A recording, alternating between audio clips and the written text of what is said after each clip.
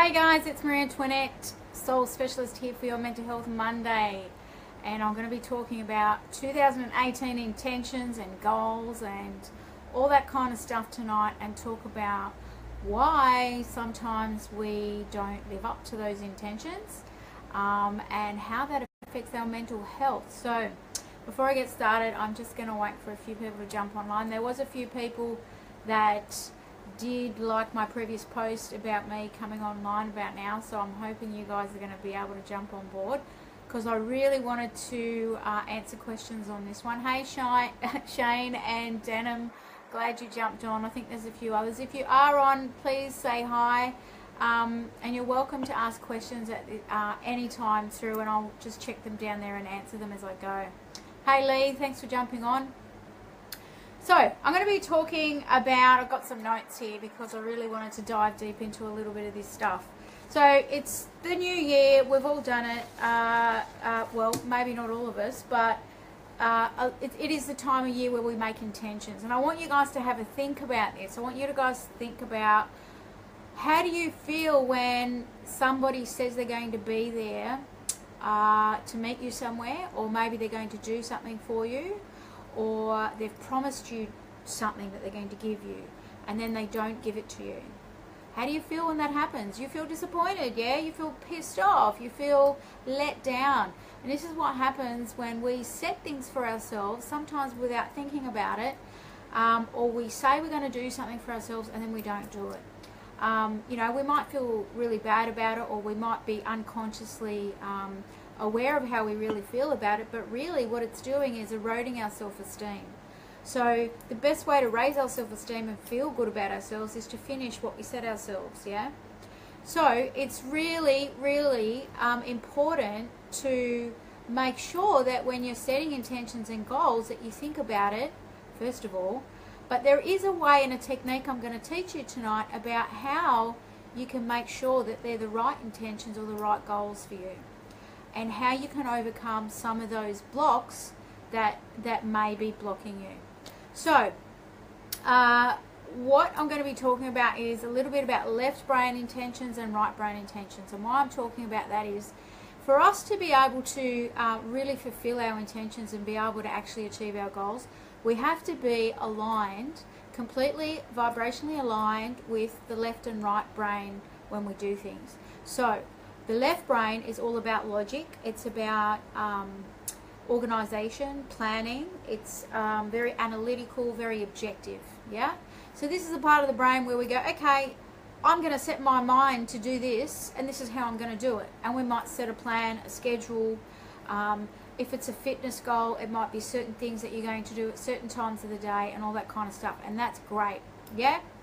However, the other side is the right brain, which is really creative, really intuitive, feeling-based.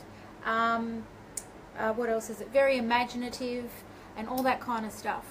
So I want to talk about how these two work in harmony. So when we might get an idea to set a goal or a plan or an intention, we might be really excited, or we might just, it might come from a place of excitement of, yeah, I'm just going to make this the best year, and I'm going to do this and this and this. And we set the intention without any plans. Or we set the plans and we set the intention and we're really analytical about it, and we say, yeah, we're going to do this and we're going to smash this out of the park. And we're going to, you have all those things, but you don't have the emotion attached to it. So that's number one. We need to have the emotion attached to the intention. The other thing is this.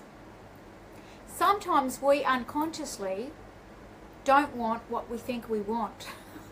I'll say that again. Sometimes we unconsciously don't want what we think we want.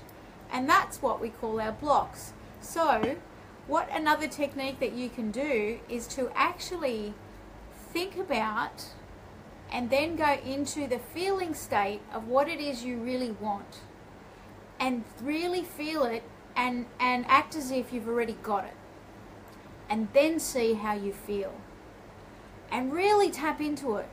Why? Because you may, if you dig deep enough, start to feel some of the blocks. I'll give you an example. If you've got a goal towards making financial success, for example, and it's about making a lot of money, right? Maybe more money than you ever thought that you would make.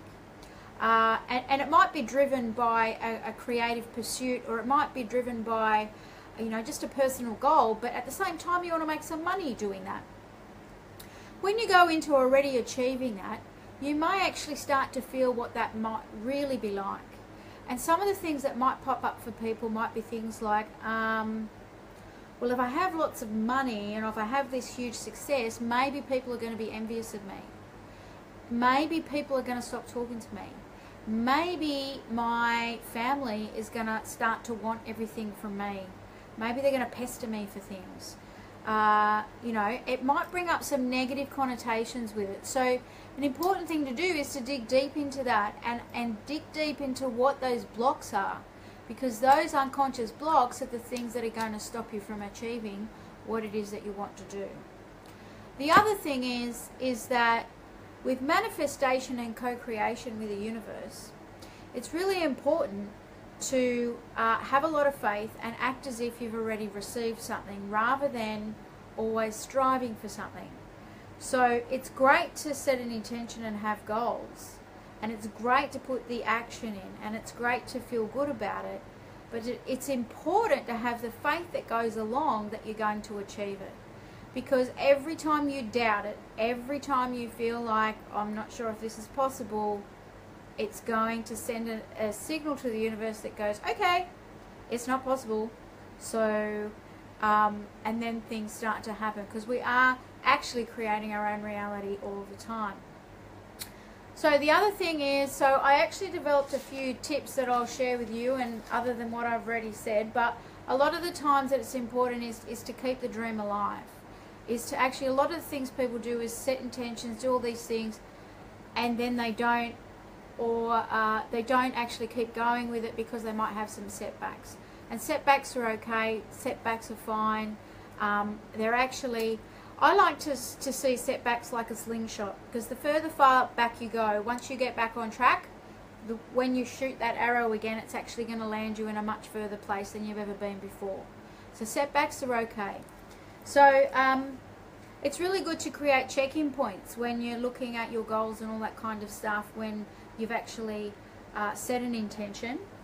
And I'm just having a look at what I've got here.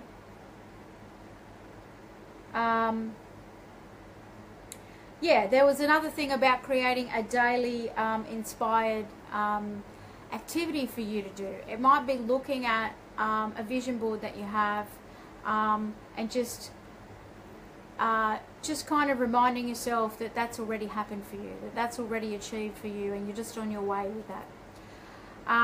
Another thing I wanted to mention just quickly before we finish, I don't think there's any questions there, but another thing I wanted to mention was that a really good thing to do, and I've only just stumbled upon this myself, is rather than setting a huge list of intentions, is to have a word of the year which sets a theme for you about how you're going to live your life and in what vibration you're going to live that by. So a word of the year could be anything. It could be transformation, it could be magnificent, it could be anything.